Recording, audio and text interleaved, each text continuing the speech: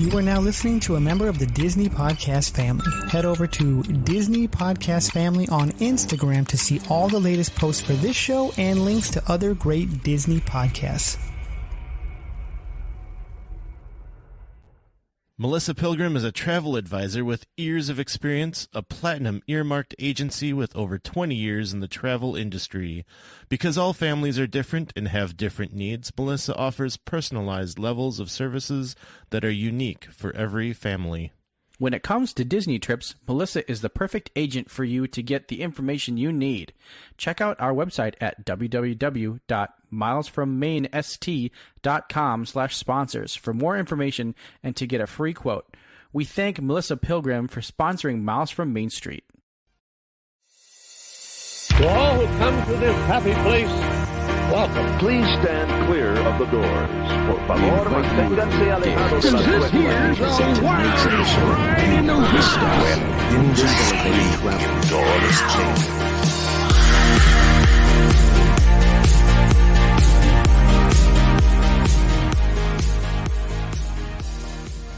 So today on Miles from Main Street, we're on YouTube. What? This is what I look like? Yeah, oh this my is Brian. gosh. Brian and Mikhailo. We have finally made the jump to YouTube, and it's so exciting to be able to do video, and it's so complicated.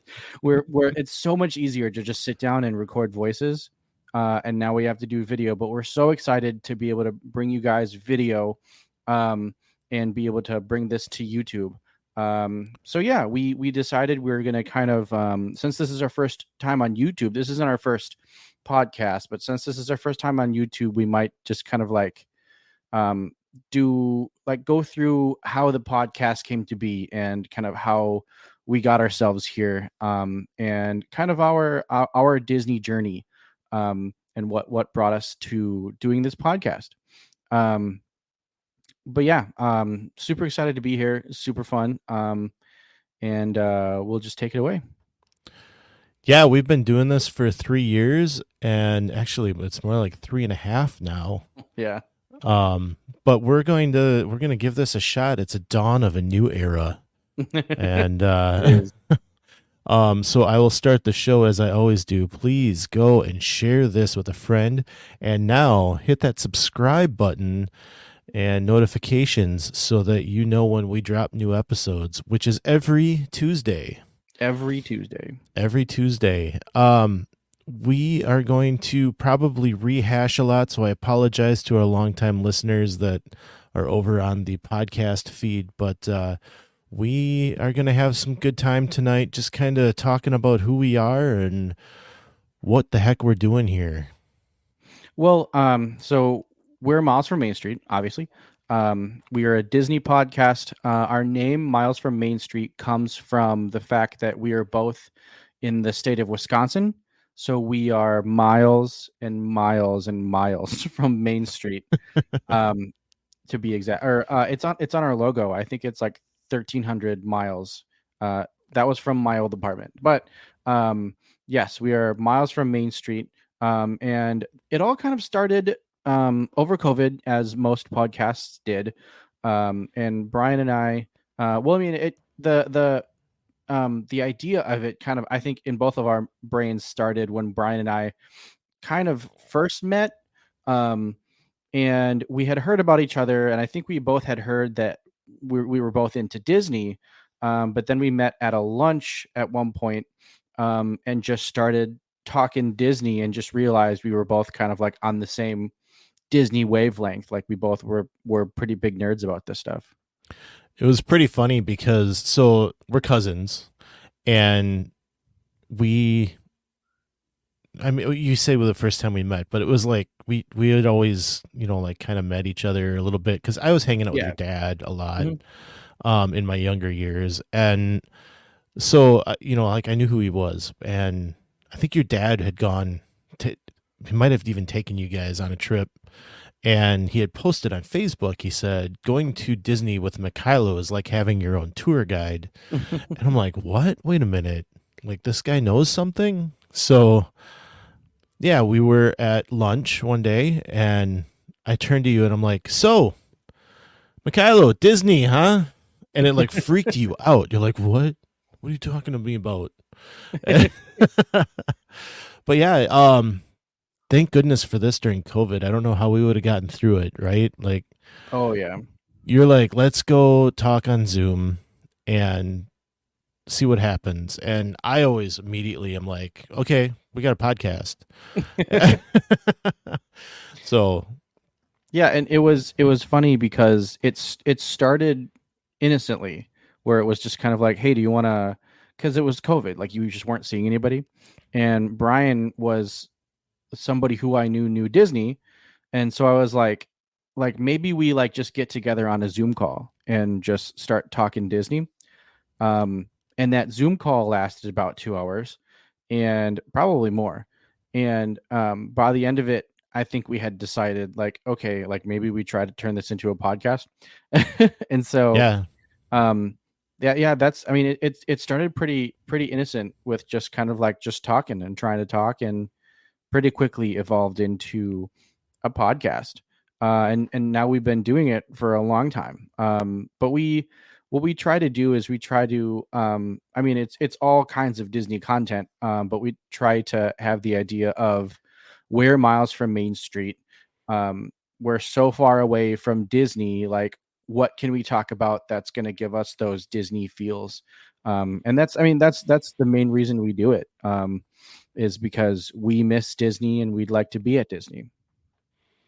yeah, totally. And that's really the perspective we're trying to give here, because for me, before we started this, it was always every 2 years, and we can get into it later, but like this past year has been a lot of Disney for me, a lot more than it normally is. But you know, I have 3 kids, and it's hard to get down to Disney when you've got 3 kids, more than once a year even. So you know, it's been a lot for me recently, but we're not planning a trip for like a couple of years now. You guys are getting this. We just got back from a trip. So Mikhailo and I leave 2 days, 3 days from now. This is February 7th. We arrive on February 10th. We're there for, my family is going to be there for a week, and I am so excited to stay at the Poly. It's going to be awesome. So you guys are going to be seeing this on February 20th, but, you know, it's not going to be a trip for me scheduled for a while, and I keep looking at my countdown getting closer to 0, and you know, like the excitement is there. I can't wait to go, but I also know that there's not going to be a countdown on my phone when I get back, and that's difficult. Like I was able to book 2 trips and have 2 countdowns on my phone in this past year, which I've never done. I've never had that ability to do. So, you know, I will be getting back to the miles from Main Street perspective quite quickly. And I thank goodness that we have YouTube so that we can watch videos and see people there and live through them to get us through to the next trip. Yeah, and this is probably a good time to give those people a little bit of a shout out. Kind of the reason I really wanted to take this to YouTube was people like Ron on the Go and Coda Bear the Explorer. We now have friends in those chat groups. Even Crazy Disney Lady. Yep. We now have friends in those chat groups that we talk to all the time. So hopefully you guys are watching. Hey, how's it going, Kim? But yeah, that was kind of the reason we wanted to kind of bring all this over to YouTube and share it with all those people as well. But yeah, and so with Brian, on the flip side of Brian not really ever getting to go all that much, Kristen, my wife, and I became annual pass holders, and so we have been going constantly, and it's been a year of, I mean, we have been going. I think we went to Disney proper 3 times, and we went to a Disney property 4 times this year, including Disneyland. And that it's the most I've ever gone in a year. So that's just crazy for me. But yeah, we actually have that going on right now, where we have a trip that we're about to go on, and we have another trip booked. So we are going in May. We're actually going pretty much just to see Simple Plan play at Epcot. So we're pretty excited about that. But that's been something new for me, where we've been actually able to get out to Disney a lot more often. And we've been pretty happy with that. With the annual pass purchase was perfect. It was so great to be able to just kind of, whenever we not have to worry that you're dropping $100, you have to get everything that you can get out of this day because you spent all this money on a ticket. We're able to just kind of like, when we get there, just pop in. So that has been really great for us. And that's definitely a new thing for me. I was in Brian's boat back in the day, where I would go maybe once a year, maybe every 2 years. But yeah, this has been a lot of fun being able to go more often. As you were saying that about Disneyland, you realize this past weekend was our 1-year anniversary of going to Disneyland. Correct. And it was pretty much the first Miles from Main Street trip too. We really hadn't done a vacation together at all. So, happy anniversary on that, I guess. Happy anniversary. Happy anniversary. Happy anniversary. Happy anniversary. And it's funny that we're now heading off on another trip 1 year later. We did get to join you guys in December and do the Christmas stuff, which was a lot of fun. That was the other trip that I was able to do during the year. And we unfortunately are not able to this summer, but we were supposed to go on another trip to Disneyland this summer with my girls' choir group, but that unfortunately is not happening. So we'll see when I end up scheduling another trip, because I don't know that I can wait too long. Yeah, I know. Well, and I had just gotten back. We talked about this a little bit on the podcast, or maybe we haven't yet. But I recently went to California for the NAMM conference. The job that I'm in is in the music business, and so I went out to NAMM. If you know what NAMM is, some of you probably do. But I was in California, and it was in Anaheim. It was at the Anaheim Convention, which, if you know, the Anaheim Convention Center, that's across the street from Disneyland. So I was like, you guys aren't taking me to like right across the street from a Disney park and not expect me to like go over there. Like I obviously I didn't get to go into the park, but I was in the downtown Disney area every night. As soon as I was done with work things, I was going over to downtown Disney. And it was a lot of fun. And I was actually able to hang out with Coda Bear the Explorer while I was there. And so that was a lot of fun, getting to know him and talking with him and hanging out. It was a blast. It was blowing my mind sometimes, because we went to Trader Sam's. I got us a Trader Sam's reservation, and he was like, cool, yeah, I'll meet you there. And I was like, oh my God, I'm about to go to Trader Sam's with Coda Bear the Explorer. So it was a lot of fun.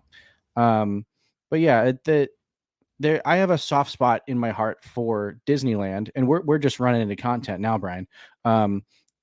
Watching Coda and listening to this has been stuck in. I have to talk about this. This has been stuck in my head for the past like 2 weeks. But the World of Color 1 song is just such a great song. I don't know why now all of a sudden I'm just like falling in love with this song, but it is so great, and it has just been stuck in my head, and it just is not getting out. The do do do do do do do do. It's just such a great melody. But it's been really great to watch Coda Bear, and that's kind of been making me want to go to Disneyland again. But then also when I watch Ron and all of the things that he does, that makes me really excited to go to Disney World. So I think a Disneyland trip is in order again. I think we need to make that happen. Yeah, I think so too. If you remember, and I'm sure our long-time listeners know, that we said it was kind of Disney World light when we got back. But I had such a great time in that park. the wait times aren't nope, don't tell anybody I said that I'm not going to repeat that.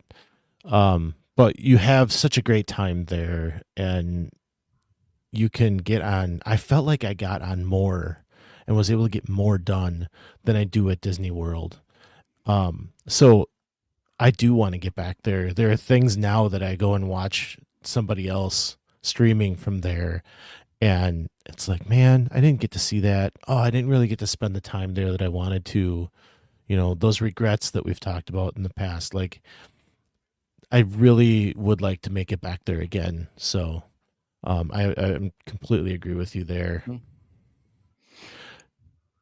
I don't know that we really said it much at the beginning, but we're not going to be hitting the content that we typically would be talking to during this episode, because we just want to kind of get you want to get you YouTube viewers to know who we are and say hello and welcome and introduce ourselves. But usually on a weekly basis, we're talking parks heavy information, be it comparisons of the resorts like we did a couple of weeks ago, or if we're talking to other podcasters like we did with Living in Diz, or if we're just taking something in the park and reimagining it, trying to do something different with it. So we're also going to be doing some reviews of different things throughout the parks, and just trying to get information into your hands so that you guys can take a really great vacation and say, hey, they talked about XYZ. Let's go check that out. Yeah. And so kind of along that vein, Brian, why don't we kind of talk about what brought us to Disney? Why Disney? Why are we so into this thing that we're sitting here making a podcast about it? Well, I've got a good decade on you, age-wise. So, that's another perspective that we bring is two different generations, I guess you could say. But I grew up watching Michael Eisner on Sunday nights. Hello, I'm Michael Eisner. I grew up watching free Disney Channel weekends because we could not afford to have Disney Channel in our house. And my sister and I would be glued to that TV over the weekend when it would be on. And we would watch those commercials in the parks and just dream of when we would get there. My sister surprised me when we got into college and learned about the Disney College program. And she headed down to Disney and she worked there at Disney World for a year and a half. She actually helped open Asia in Animal Kingdom. And so she was there in 1999 and started with that area. And she was able to get my mom to take a trip down there. And I had a single mother growing up, and it was hard for us to be able to take trips like that. So I was so thankful to be able to go and see Disney World, and it was quite awesome.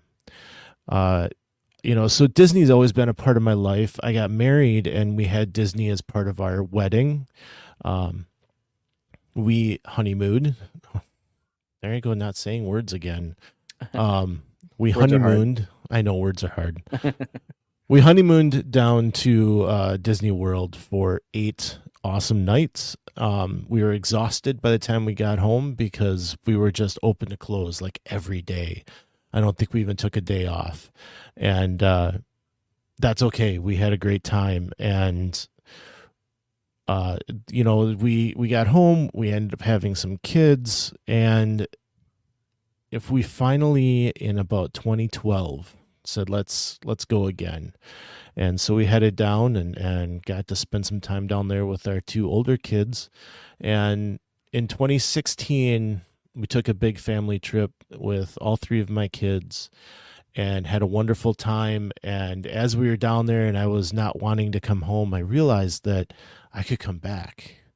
And I came back in 2017 with just my wife, and we spent, I think it was 5 or 6 days, just on our own without the kids, and had an awesome time. But in that time between the trip in 2016 and the trip in 2017, that's when I became a Disney adult. I started binging Lou Mangello, catching up on every single podcast he had. I was trying to consume every detail, every bit of knowledge that I could get every second of the day. And that's when it really started kicking in. And, that's what's brought me into this podcast. How about you, Mikhailo? What brought you into this? Yeah, I feel like mine was a little bit of a slow burn, kind of like yours. The family would go to Disney World on vacations, and I mean, I would have a great time.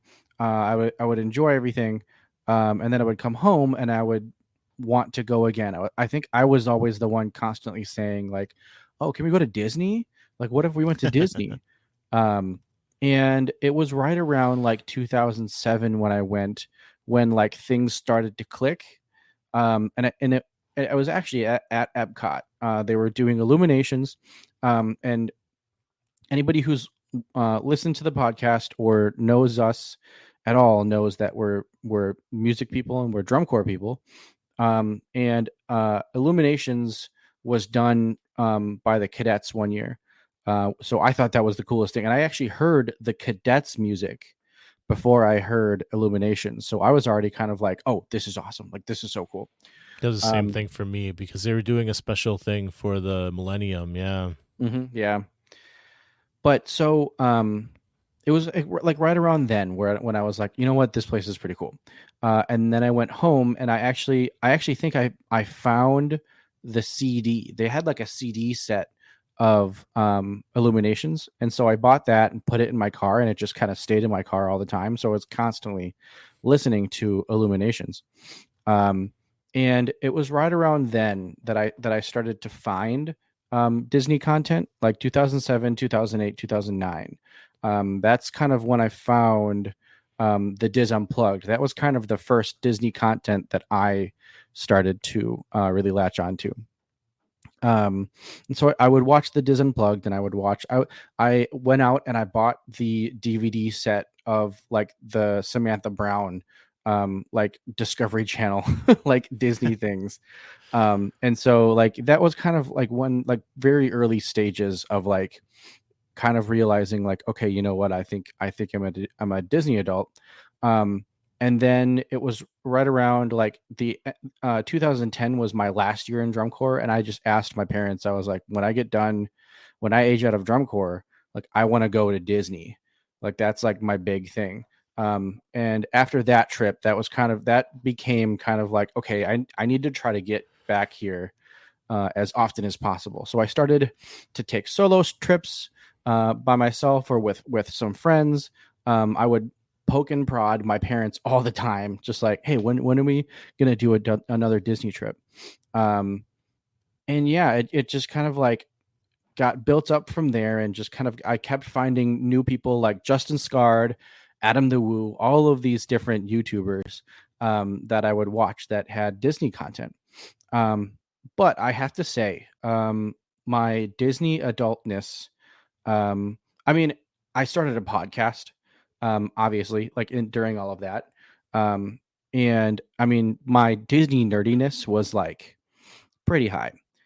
But I do have to say, I credit my wife with the huge explosion of Disney, because she really made me feel like it's okay to be a Disney nerd. That not that I ever really had any trepidation as to like just being a Disney nerd. I mean, obviously I had a podcast. But meeting her and seeing how excited she got around Disney, and just kind of making me feel at home with my Disney fandom, I credit her a lot with just the explosion of really loving Disney. So I met her, and I proposed at Disney to her. There's a funny story around that. I wanted to propose right outside of Haunted Mansion, and when we were on Haunted Mansion, it broke down, like just straight up broke down. Like they had to evac people off of the ride, and the whole time I was like, "Oh my god, do I propose inside of Haunted Mansion?" But then I was like, you know what? I want pictures. Like I want it to look good. And I know that they have a Disney photo pass cast member right outside of Haunted Mansion. So the whole time I was like, I won't do it in here. I'll wait till we get out there. And turns out anytime a ride breaks down, all of the cast members just go to the same spot. Like they just go into the ride and just meet. So all of the cast members were gone. There was no photo pass cast member there.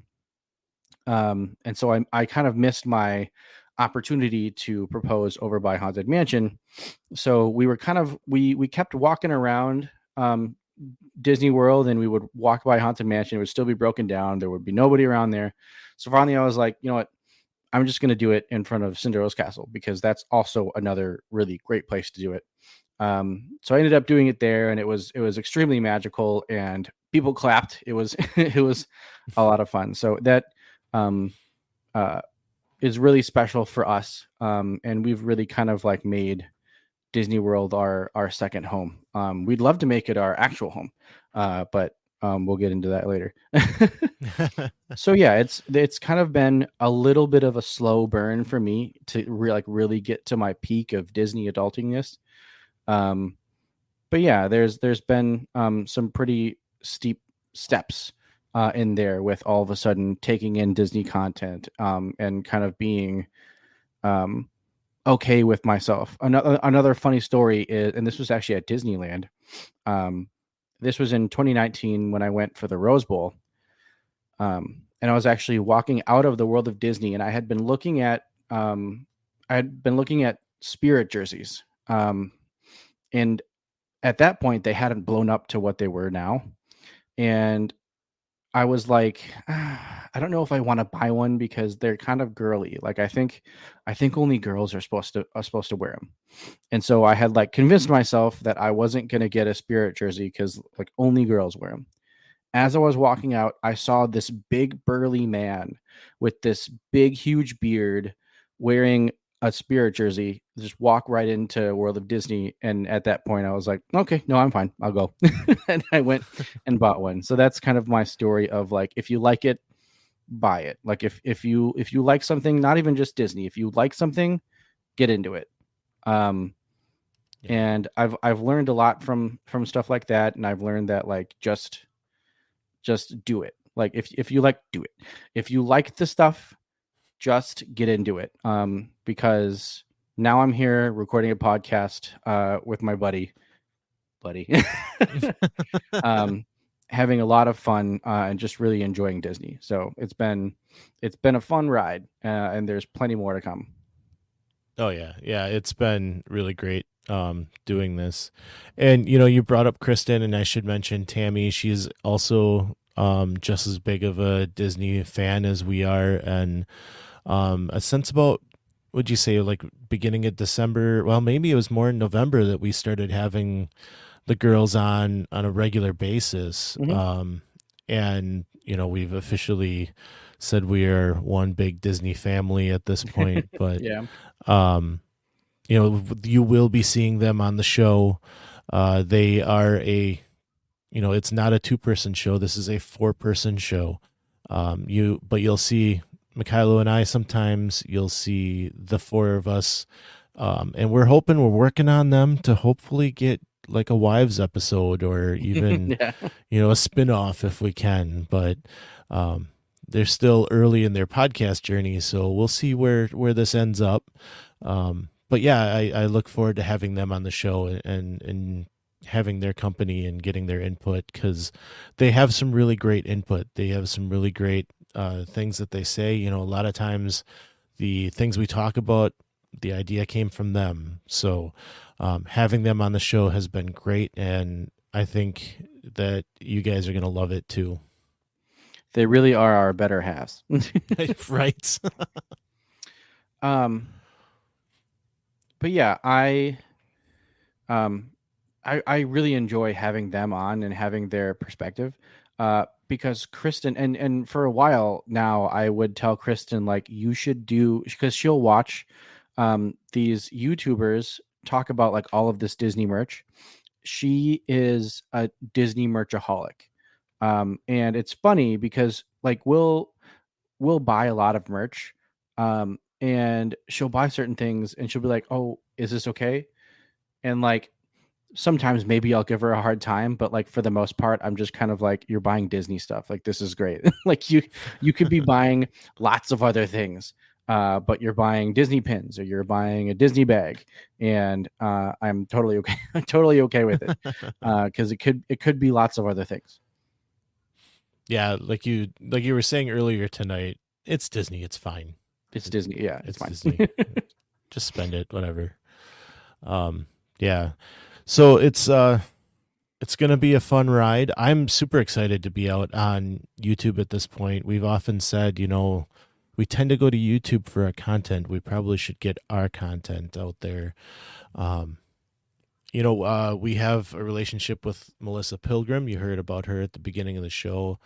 And she has been on our show a couple of times, and hopefully we can get her on the show again. And she's a wealth of knowledge. She's terrific to work with. I've been working with her for our upcoming trip, and gotta tell you, she's just awesome. She's, second to none. So if you guys need a trip, go check her out. It's on our website, which is www.milesfrommaineST.com. /sponsors. We'll find her. She does some great stuff, and she doesn't just do Disney. She's doing other locations as well. So, let her know that we sent you, and it's been a great relationship working with her. Yeah, I'm still yet to use a Disney travel agent, but everything Brian says of like, oh, I just messaged her like, hey, can we find this? And it just comes out of nowhere and she figures it out. So it's really what it does is because it's all things that like Brian and I could do, but she has the experience to just make it happen. Like getting reservations and stuff like that. She knows how to do it. And so it's just putting it into the hands of a professional who will be able to go out and make things happen for you. And I know we all like to do things on our own, and Mikhailo, I know you are used to doing it on your own. I was used to doing it on my own. And, we started this relationship with Melissa, and it's like, I gotta, give her a try and see how it goes. And, I sent her the reservations we wanted, the times we were looking at, and she nailed every single one of them exactly when we wanted them. And it's like, I've never been able to do that on my own. I sit there in the morning, it's 5 o'clock in the morning here, and I'm on my phone and I've got my computer going, and I'm like trying to get this stuff, and everything's already full for, I don't know, Ohana, let's say. And so I have to go to my backup, or I have to go to a different time. She nailed every single one of them. And it's like, how did she do that? But I know she also has a team helping her. And, so I was blown away by that. And, the other thing was that in the process of this trip, we booked early enough that they were watching for any deals that came up. And because of what we do, being connected and always listening and looking for the next piece of information, it was, or I saw it right away in the morning that there was a deal out, and I was like, okay, so I kind of gave it time because I knew she was looking, but I didn't want to bug her, but I got antsy. And so I finally just messaged her, and she's like, yeah, I was just working on a message for you. And I think she saved us $700, which when I saw the deal come up in the morning, when I woke up in the morning, it had already been live for a couple of hours. And I went in right away and I looked at what the price would have been. And then she messaged me her deal that she got, because, a lot of times these deals, they erode away as time goes on. And so just the fact of those few hours from when it went live to when I saw it, she saved me $200 in that time. $200. That's a couple of park tickets, like, so, like just having that has been invaluable. And I'm going to be using her all the time for these trips, because what she has provided is just more than I could have asked for. It's more than just somebody else having to do something. I don't have to go sit on hold for an hour to talk to somebody at Disney if I need to make a change, which I have done in the past. And, I know a lot of it's online, but in the past I had messed up my reservation when I did it, and I had to call in, and it took me, I don't want to say an hour. I think it was close to 45 minutes to get a person on the phone. And because it was at the B Resort, being an off-property hotel that I booked through Disney, I couldn't do it online. I couldn't just go on there and fix it. So I had to call in, and, she does that for me. She calls in, she takes care of it. I don't have to even think about it.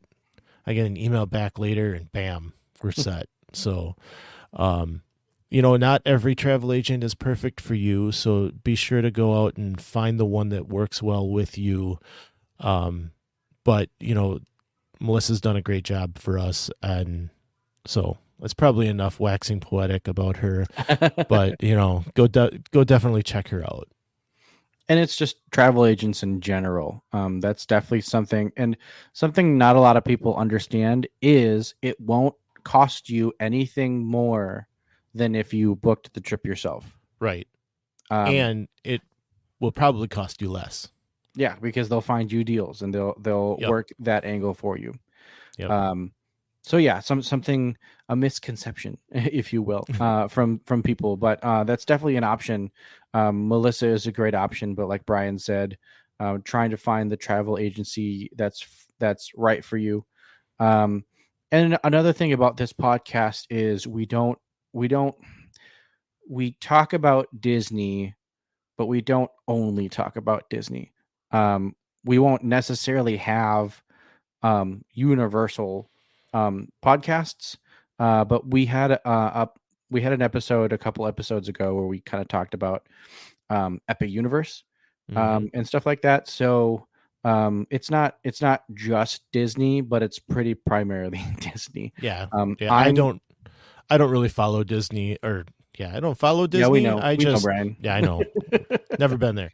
No, I don't really follow Universal. That's the dark place that no one talks about to me. So, but yeah, we do bridge into that once in a while. So, and I'm the one. I'm a huge Harry Potter fan. My wife and I, we very much enjoy Harry Potter, and I very much enjoy Jurassic Park as well. And those are two pretty big areas at Universal. The last time I went to Universal, we basically just kind of spent our entire time in the Harry Potter Land area. But I mean, I've been to Universal a couple of times, and I've done a lot of the things you can do, both Hollywood and Orlando. The Hollywood one is pretty cool because it actually has real movie sets that you can drive through. Well, you don't drive through; they drive you through them. But it's fun stuff, and so that'll be things that we will also talk about, especially with Epic Universe opening up. Brian does a really good job talking about it, about how both, like, we're winning, we're the winners in this situation of these two companies going head to head. It really is, yeah. And you heard it last week when I said it, that you've got two juggernauts going at it, and we're winning because they're just trying to do better than each other. And like I said, it's February 7th. Disney just had an earnings call. Bob Iger said they're going to be spending money And we're going to see a lot in the parks starting to happen next year. And, I wish it was a little sooner. But Yeah. I'm also tired of construction walls in Epcot.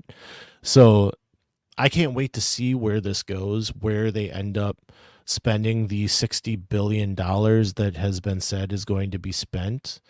I just can't wait to see what they do with it. What are they going to create?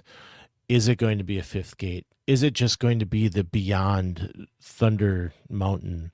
Is it going to be that Encanto and Indiana Jones stuff? It's all kind of speculation still, even though they've been talking about it and they told us that's what they're thinking.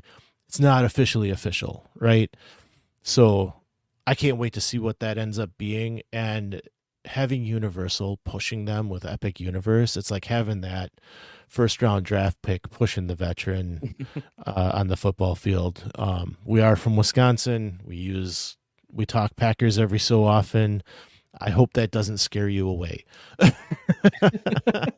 I just hope that that first round pick doesn't push that guy on the bench, or the guy on the bench doesn't push the first round pick out, and then becomes the first round pick, because that's what's been happening with the Packers. Apparently, is all we do is we just sit quarterbacks behind legendary quarterbacks, and then they become legendary quarterbacks. But that's neither here nor there. But yeah, we're big Packer fans. We enjoy that. But yeah, it's interesting that it's 60 billion, because I mean that it alone could be, it's like a park. Like you could easily spend that much on a park.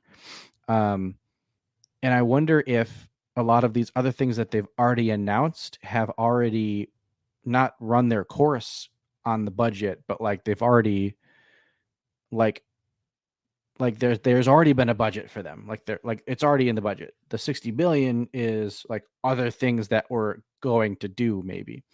So that's interesting to hear. I haven't done any homework yet on what the earnings report said, because I haven't even like watched anything or read anything about it yet. So that'll be fun to kind of like sit down and do all my speculatory ideas. Yeah. They're in a spot with Disney Plus. They need to get that turned around. The movies have been hurting recently, and they need to get that turned around. I have full confidence that they will. But about a year ago they said it was going to be, I think, 40 billion, and then I want to say 4 to 6 months ago it was up to 60. And it really is interesting to hear that they're increasing what they want to spend. Because it's not just political. Like that first statement of 40, I think that was kind of political driven. If you were to look at what they and this is all in a decade, they're saying that's what they're going to spend in a decade. And if you look back at their decades, that's about what they need to spend on the parks in a 10-year span. So it was, that first number wasn't really a big thing, but they doubled down and said 60. So now there's like, okay, there's something generating here. They know they need to respond to Epic Universe, especially after the news that just came out about it and what's going to be there. And it's sounding like, so we've been watching Epcot with walls for 6 years, and it's sounding like Epic Universe might be ahead of schedule. So it'll be interesting to see how that works. They tend to, this is why I don't do too much with Universal, but they tend to hurry things out and fix them after, just so they can get it open. But then it might have tons of downtime for the first couple of months because they hurried it out. Whereas Disney, they kind of take their time to the point that it's excruciating, and we're having to look at walls too long. But when they do finally get it open, it's right. So, there's a give and take on both sides, right? I don't know which one is the right way, but I tend to go towards Disney because that's my thing. Not biased at all. I'd rather see it take its time and be good, even though we still get 2 hours of downtime on Rise of the Resistance every day. But, I'd rather see them put the extra time in and wait instead of having 8-hour lines and things going down and just people getting mad because of it. So, we'll see. They opened Universal Studios Hollywood, the Nintendo World there last year, and it was a really good opening. Everything's been great. So they may have fixed that issue as well. But yeah, it's just, I've kind of gone around in a lot of things here, but that 60 billion is going to be interesting to see where it materializes. Yeah, it's and I mean, and talking about it too, they're still not done with a lot of things. Like it is surprising that they say like, oh, we're still pumping money into these parks, because there were a lot of things that they did already. Like they are trying to give Epcot a facelift. They were doing all these things. I mean, they came out with Batu, Star Wars Land. They've just been going from like project to project, and constantly updating these parks. So it's surprising again that they're still saying like, oh, we're keeping it going. One thing that Walt would always say is that the parks would never be finished as long as there is imagination left in the world. And he was very much a futurist. He was always kind of looking to the future, looking to plus everything that he was doing. And so it's really kind of like honoring Walt with all of these things that they're doing. They're just constantly trying to update the parks and make them better. Even when it comes down to, I mean, we've talked about this before, where I think Animal Kingdom is the best laid out park. Like that park is laid out so well because someone really thought about it. I feel like there's a lot to be desired at Hollywood Studios when it comes to park layout. So I feel like there may be things that they can do there. So hopefully some of that 60 billion is going to be helping Hollywood Studios a little bit, because I feel like they finished Star Wars Land, they did Toy Story Land, and then they were kind of like, looks good, and then started working on Epcot basically. So I think just kind of like really bringing that park together so that everything is nice and like very cohesive would help. And we did an episode on one of the things that we would do, and that was rehabbing the Indiana Jones Stunt Spectacular. And if it was up to me, I would bulldoze that thing and start over. So maybe that's something they may end up doing. But yeah, the 60 billion is a lot. It's it really a lot is. of money. Yeah. So. Yeah, and I can't wait to see what they do with it. So, but we'd love to hear what you guys think. At least, leave us a comment on this episode and say hello. We'd love to hear you come out on our Facebook group or Instagram and let us know there what you're thinking. What do you want us to talk about? What do you want to hear from us? What's your Disney story? We'd love to hear that too. So, and always we have our website, which you can reach us there. There's a voicemail line and we can play it on the show.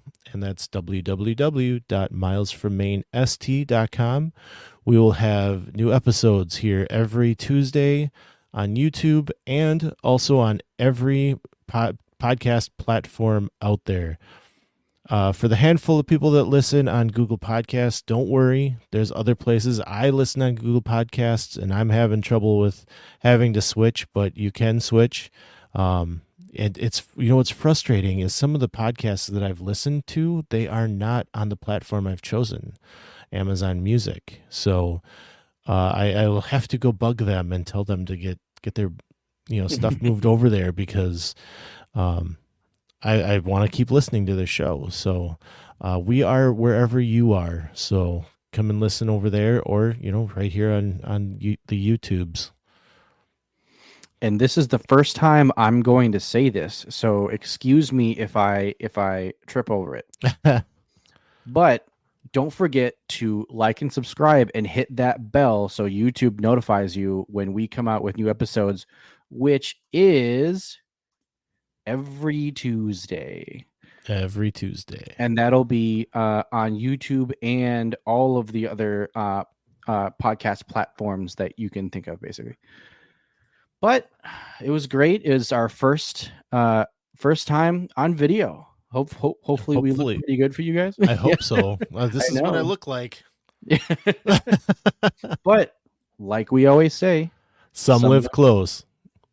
Oh, I screwed that up. Wow. You're taking my lines? I am. You know what? We got the girls involved, and it's changed what I say. Do you go first when the girls are in it? No, but I think I don't know. Anyway, let's do that again. Here we go. Some live close, but others don't. So let's talk about it. We'll see you guys next time on Miles from Main Street.